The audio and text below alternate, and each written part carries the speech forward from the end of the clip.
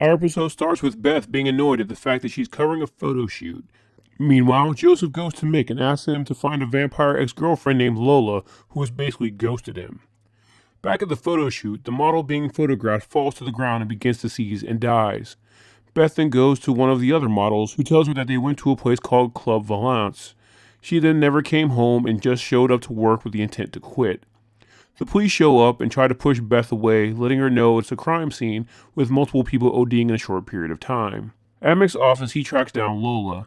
After explaining to Joseph that vampires can show up in digital photography, Mick lets him know that he's found her but wants to know why he's going through all of this for a woman. Joseph finally fesses up that she stole $1 million from him and he wants it back.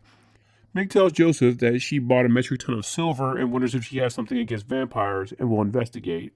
Beth shows up to the club when a guy tries to hit on her. She presses him for info about the VIP room and is told only qualified buyers get in there. She attempts to get in and is told by the attendant that the owner has to approve who we see is Lola, and she shakes her head in disapproval of her request.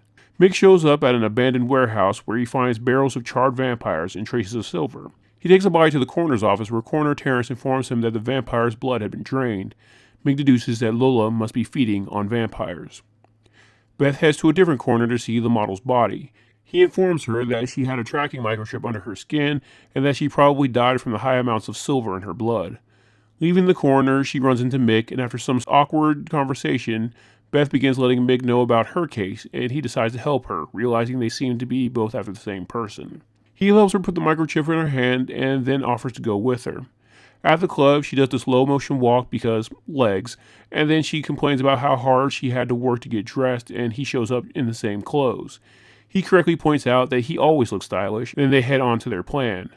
Beth is led into the VIP room, though not realizing that maybe that chip was assigned to the woman it belonged to, which it was. After she's let in, the attendant goes to tell Lola. Not sure why they let her in the first place, but plot, I guess. Lola claims that she will handle it and catches Beth grabbing some concoction being passed around and putting it in her purse. Just before Lola forces Beth to take the drug, which is called Black Crystal, Mick shows up. Lola then tries to push Beth into wanting to be turned. She tells her that the drug will give her that feeling, but just then the police raid the club and Lola disappears. Mick shows Joseph the Black Crystal and finds out that the main ingredient is vampire blood and she must be murdering vampires to create it. Joseph then tells Mick he has to solve the case before the cops or else vampires might get exposed. Back at Beth's, she takes the Black Crystal and begins to hallucinate that her reflection is talking to her. At the police station, they interrogate the VIP room attendant, who asks for a deal after fingering Lola as the one making the drugs. They tell him he's going to need to wear a wire. At the warehouse, Lola kills her vampire partner, blaming him for the cops knowing about their operation as he was dating the model that died. At Mick's, we find out that the Black Crystal is basically Viagra, and a very seductive Beth shows up to Mick's door trying to seduce him. Mick tries to talk her down, telling her it's the drug talking and not her. She heads upstairs and soft music begins playing, but instead he takes her to a shower to cool her off as she begs to be turned. She wakes up the next day remembering the high and thinking it was pretty cool. She asks him what the downside of being a vampire was, and he kind of nitpicks missing what prime rib tastes like in sunbathing. She then heads back to the police station to apologize to the detective for interfering with the case.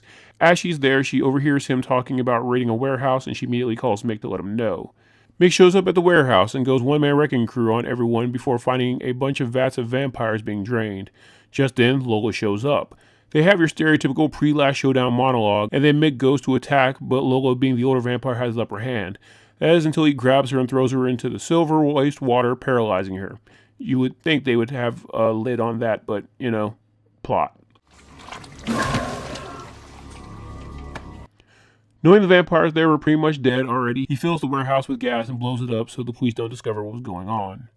The episode ends with Mick and Joseph talking about Lola and her opinion of them and their perceived humanity, and Beth looking into a mirror, possibly thinking about how she felt on the drug. Unfortunately, since this show only lasted one season, the idea of Beth becoming a vampire never gets addressed. On the positive, British actress Sophia Myles, who played her, has plenty of fan credits to her name, including the original Underworld, as well as playing Lucy on the Masterpiece Theatre rendition of Dracula for the BBC. Thanks for watching. If you like these recaps, please leave a like and subscribe, and hit the bell icon to know every time I update. There is now an option to be a channel member where you'll get access to exclusive recaps from late-night vampire catalogs like Showtime, Cinemax After Dark, USA Up All Night, and much more. If you want to help my channel grow, please check out my Patreon, where members can get exclusive content that can't be uploaded on YouTube, along with download options. Link is in the description.